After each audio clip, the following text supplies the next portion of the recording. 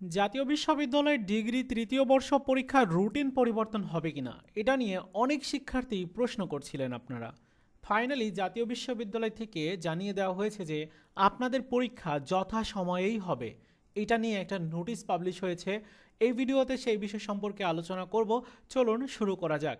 প্রথমে নোটিশটা আপনাদেরকে দেখাতে চাই। আজকে ৮ জুলাই পাবলিশ করেছে, যেখানে বলেছে যে 2024 সালের ডিগ্রি পাস ও সার্টিফিকেট কোর্স তৃতীয় বর্ষ পরীক্ষার প্রবেশপত্র মুদ্রণ ও পরীক্ষার্থীদের মধ্যে বিতরণ সংক্রান্ত বিজ্ঞপ্তি। আপনাদের পরীক্ষাতে অংশগ্রহণ করার জন্য যে প্রবেশপত্রটা সেটি কিন্তু বিতরণ করা হবে, সেই লক্ষ্যে নোটিশ দিয়েছে।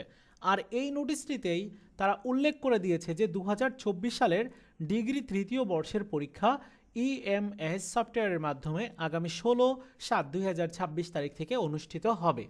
অর্থাৎ ফাইনালি জাতীয় বিশ্ববিদ্যালয়ে যে শিক্ষার্থীদের মধ্যে কনফিউশন ছিল, যে অনেকে বলছিলেন যে রুটিন চেঞ্জ হবে কিনা বা পরীক্ষার ডেট কি পিছিয়ে যাবে কিনা, তবে ফাইনালি তারা ঘোষণা দিয়ে দিয়েছে যে না, আগামী 16 জুলাই থেকেই আপনাদের পরীক্ষা শুরু হবে।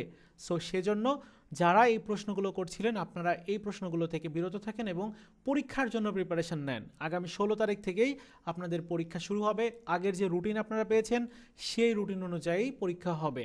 সো প্রিপারেশান নিতে হবে। আর আগামী 8/7/2026 মানে আজকে বিকাল 5টার থেকে কলেজ কর্তৃপক্ষ প্রবেশপত্র ডাউনলোড করতে পারছে। প্রবেশপত্র তারা ডাউনলোড করবে এবং নির্দিষ্ট স্থানে অধ্যক্ষের সিল সহ তারপর শিক্ষার্থীদের মধ্যে বিতরণ করবে।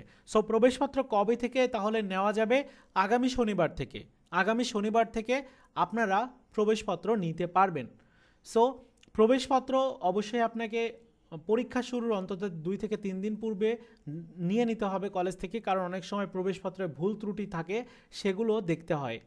সো আপনারা যারা প্রশ্ন করছিলেন যে ভাই রুটিন চেঞ্জ হবে কি না, না, রুটিন চেঞ্জ হবে না, কোনো পরিবর্তন আসবে না।